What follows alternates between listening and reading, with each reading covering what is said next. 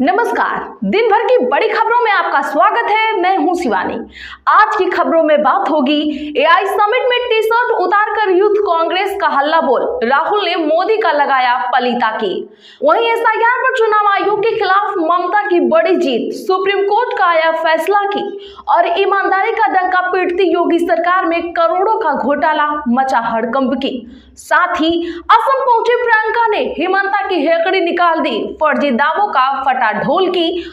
और खबर के अंत में बात होगी झुकने के बाद भी नहीं माने ट्रंप, मोदी की फिर कराई फजीहत की।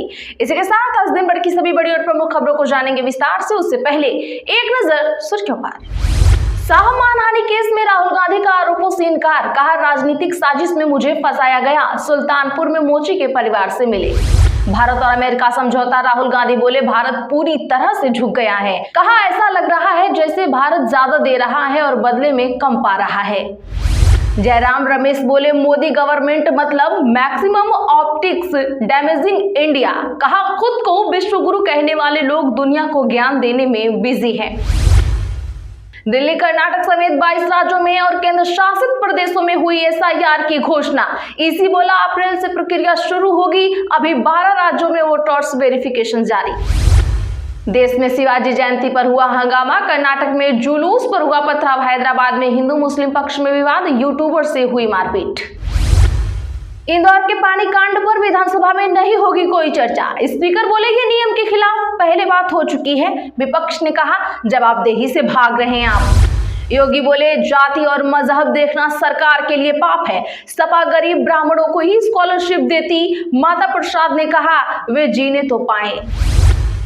शशि थरूर बोले बड़े इवेंट्स में गड़बड़ियां हो सकती हैं, दिल्ली में चल रहे एआई समिट की तारीफ की, राहुल ने इसे पीआर तमाशा बताया। जबलपुर के पास आरती और अजान के विवाद में मचा बवाल, मंदिर से घसीटकर पीटने के हैं आरोप, पथराव के बाद 49 गिरफ्तार, कर्फ्यू जैसे हालात बने हुए हैं। जनता के लिए गंभीर नहीं विपक्ष, सम्राट चौधरी बोले सुशासन सरकार है, हर थाने में लग रहा जनता दरबार, विधानसभा में ब्राह्मणवाद पर हुआ हंगामा। सुप्रीम कोर्ट के एलवीस यादव को फटकार, सांप के मामले में वन्य जीव संरक्षण कानून उल्लंघन पर सख्त टिप्पणी, जांच रिपोर्ट पर हुई अगली सुनवाई। हिमाचल में मुद्दों को लेकर दिल्ली में हुई अहम बैठक, सीएम समेत पूरी कैबिनेट शामिल होगी, राज्यसभा चुनाव में प्रत्याशी को लेकर हो सकता है मंथन। भारत में रहने वाले सभी लोग प्रभु श्री राम के वंशज हैं, गिरिराज सिंह बोले चुनाव आयोग को डिस्टर्ब कर रही ममता बनर्जी, सरिया कानून नहीं चलेगा। शंकराचार्य बोले बच्चे पैदा करने से समाज नहीं बढ़ता, शेर की दहाड़ सुनते ही कुत्ते भागते हैं, मोहन भागवत ने कहा था हिंदू 3 बच्चे पैदा करे। पाकिस्तान में खेल रहा था लुका छिपी, भारत आते ही निकल गया भूत, ऐसे पकड़ा ईरानी तेल का टैंकर। सुप्रीम कोर्ट ने बाबरी नाम पर मस्जिद निर्माण रोकने की मांग ठुकराई, याचिका में दी गई दलील भी हुई खारिज। ट्रंप की बोर्ड ऑफ पीस मीटिंग में भारत शामिल हुआ, गाजा के लिए 1.5 करोड़ रुपए के राहत पैकेज का हुआ ऐलान, 50 देशों के भी प्रतिनिधि पहुंचे। पायलट के नजदीकी विनोद जाखड़ बने एनएसयूआई के राष्ट्रीय अध्यक्ष, आरएसएस के कार्यक्रम का विरोध करने पर पिछले साल 17 दिन जेल में रहे थे। टीएमसी में बड़े बदलाव की तैयारी तेज, अनुभवी चेहरों की सीटें बदल सकती हैं ममता बनर्जी। चलिए जानते हैं बड़ी और प्रमुख खबरों को विस्तार से। उससे पहले वीडियो को लाइक करें, साथ ही खबरों को आखिर तक देखना ना भूलें। एआई समिट में यूथ कांग्रेस का टी शर्ट उतारकर प्रदर्शन, मोदी इज कॉम्प्रोमाइज्ड के लगाए नारे। जी हां, बता दें कि आज दिल्ली स्थित भारत मंडपम में इंडियन यूथ कांग्रेस के कार्यकर्ताओं ने एआई समिट 2026 में भारत और अमेरिका ट्रेड डील के खिलाफ प्रदर्शन किया। कार्यकर्ताओं ने टी शर्ट उतारकर प्रधानमंत्री नरेंद्र मोदी के खिलाफ नारे लगाते हुए कहा पीएम इज कॉम्प्रोमाइज्ड। बता दें कि प्रदर्शन के कई वीडियो सामने आए हैं, इनमें 15 से 20 की संख्या में कार्यकर्ताओं की भीड़ हाथ में सफेद रंग की टी शर्ट लिए हुए खड़े हैं। टी शर्ट पर पीएम मोदी और अमेरिकी राष्ट्रपति डोनाल्ड ट्रंप की फोटो भी लगी है, उस पर लिखा है PM is compromised. Indian youth Congress ने सोशल मीडिया प्लेटफॉर्म एक्स पर प्रदर्शन का वीडियो शेयर किया है और लिखा एआई समिट के चमकदार मंच के पीछे सच दबाया नहीं जा सकता। जब देश हित से ऊपर कॉर्पोरेट हित दिखे और विदेश नीति में नरमी साफ नजर आए, तब विरोध कर्तव्य बन जाता है। वहीं भाजपा ने इस पर आरोप लगाया है कि कांग्रेस ने साजिश के तहत इंटरनेशनल समिट में भारत की छवि धूमिल की है। बीजेपी सांसद संबित पात्रा पात्रा ने कहा, यह कोई संयोग नहीं है बल्कि एक प्रयोग था। इसकी प्लानिंग राहुल गांधी के आवास पर बनाई गई थी, जहां सोनिया गांधी और प्रियंका गांधी मौजूद थी। तो दर्शकों, जो गलगोटिया वालों ने भद्द पिटवाई है, उस पर संबित पात्रा ने क्यों कुछ नहीं बोला? इस पर आपका क्या कहना है? कमेंट जरूर करिए। सुप्रीम कोर्ट बोला, बंगाल सरकार और इसी में भरोसे की कमी, कलकत्ता हाई कोर्ट को दिया यह निर्देश। जी हां, बता दें कि पश्चिम बंगाल में वोटर लिस्ट के स्पेशल इंटेंसिव रिवीजन को लेकर राज्य सरकार और चुनाव आयोग के बीच विवाद जारी है। सुप्रीम कोर्ट ने आज कलकत्ता हाई कोर्ट के चीफ जस्टिस को इस प्रक्रिया में सहयोग के लिए न्यायिक अधिकारी उपलब्ध कराने के निर्देश दिए हैं। कोर्ट ने कहा कि सरकार और आयोग के बीच विश्वास की कमी के कारण SIR ड्राफ्ट रोल से जुड़े दावे और आपत्तियों का निपटारा और निगरानी सेवारत और पूर्व न्यायिक अधिकारी करेंगे। साथ ही जरूरत पड़ने पर पूर्व जजों की सेवाएं भी ली जा सकती हैं। चीफ जस्टिस सूर्यकांत, जस्टिस जय माल्या बागची और जस्टिस विपुल एम पंचोली की बेंच ने कहा कि न्यायिक अधिकारियों के आदेश अदालत के आदेश माने जाएंगे। कलेक्टर और SP को इन आदेशों का पालन करना होगा। साथ ही चुनाव आयोग को 28 फरवरी को फाइनल वोटर लिस्ट पब्लिश करने की परमिशन दी गई है। हालांकि जरूरत पड़ने पर बाद में सप्लीमेंट्री लिस्ट जारी करने की भी छूट दी गई है। प्रियंका गांधी बोली, गौरव गोगोई सही रास्ते पर है, हिमंता चुनाव से डरे इसीलिए आरोप लगा रहे। बता दें कि कांग्रेस सांसद प्रियंका गांधी आज गौरव गोगोई और उनके परिवार को पाकिस्तानी लिंक के आरोपों में घसीटना गलत राजनीति है, ऐसा कहा। प्रियंका गांधी ने कहा कि असम के CM चुनाव से पहले डर गए हैं, इसीलिए इस तरह के आरोप बढ़ रहे हैं। उन्हें निजी आरोपों की बजाय राज्य के विकास पर बात करनी चाहिए।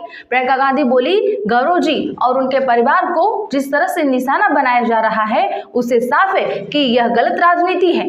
असम की जनता जानती है कि दूसरी तरफ से लोग उनसे घबराए हुए हैं, वह सही रास्ते पर चल रहे हैं, यह उनके लिए सम्मान की बात है। प्रियंका गांधी का आज असम दौरे का दूसरा दिन रहा है। सुबह वह गुवाहाटी के पास सोनापुर पहुंची, गायक जुबिन गर्ग को श्रद्धांजलि दी। इसके बाद उन्होंने मीडिया से बातचीत भी की। कैग रिपोर्ट में खुलासा, कंपनी की नेटवर्थ 1 लाख फिर भी 300 करोड़ के प्रोजेक्ट के लिए दे दी जमीन। दरअसल बता दें कि यूपी राज्य औद्योगिक विकास प्राधिकरण की ओर से उद्योगों के लिए जमीन आवंटन में करोड़ों रुपए की धांधली हुई। योगी सरकार के अधिकारियों ने मनमाने ढंग से नियमों की अनदेखी कर जमीन का आवंटन किया। आयुष विभाग में भी अस्पतालों के संचालन से लेकर दवाओं की खरीद में गड़बड़ियां सामने आई हैं। राज्य आयुष सोसाइटी ने दवा कंपनियों पर इतना भरोसा जताया कि सैंपल जांच के बिना ही दवा खरीद को मंजूरी दे दी।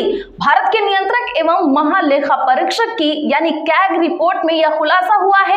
कैग ने यूपीसेडा और आयुष विभाग को कामकाज में सुधार की नसीहत भी दी है। यह रिपोर्ट खुद योगी के वित्त मंत्री एवं संसदीय कार्य मंत्री सुरेश खन्ना ने आज विधानसभा में आयुष महकमे की साल 2018-19 से 2022-23 तक अवधि और यूपीसेडा की 2017-18 से मार्च 2024 तक की कैग की रिपोर्ट पेश की है। छत्रपति शिवाजी महाराज की जयंती पर हुआ हंगामा, कर्नाटका में जुलूस पर पथराव, हैदराबाद में हिंदू मुस्लिम पक्ष में हुआ विवाद। जी हां, बता दें कि देश भर में छत्रपति शिवाजी महाराज की जयंती मनाई जा रही है। इस दौरान कुछ राज्यों से हंगामे की खबर सामने आई है। कर्नाटका के बालाकोट में शिवाजी जयंती पर निकाले जा रहे जुलूस के दौरान पथराव हुआ। इसके बाद तनाव की स्थिति बन गई। यहाँ भारतीय न्याय संहिता की धारा 163 लागू कर दी गई है। आपको बता दें कि हैदराबाद में गुरुवार रात मस्जिद के सामने से जुलूस निकालने पर 2 समुदायों के बीच विवाद की स्थिति बनी। यहाँ पहले एक यूट्यूबर से मस्जिद की रिकॉर्डिंग को लेकर विवाद हुआ। इसी दौरान मस्जिद के सामने से जुलूस निकालने पर दोनों समुदाय आमने सामने आ गए। पुलिस ने किसी तरह स्थिति संभाली और लोगों को मौके से हटाया। शाह मानहानि केस में राहुल गांधी का आरोपों से इनकार, कहा राजनीतिक साजिश में मुझे फंसाया जा रहा। जी हां, बता दें कि गृह मंत्री अमित शाह पर टिप्पणी के मामले में कांग्रेस नेता राहुल गांधी को आज यूपी में सुल्तानपुर की MP MLA कोर्ट में पेश होना पड़ा। उनके वकील के मुताबिक राहुल ने अपने ऊपर लगे सभी आरोपों से इनकार किया है।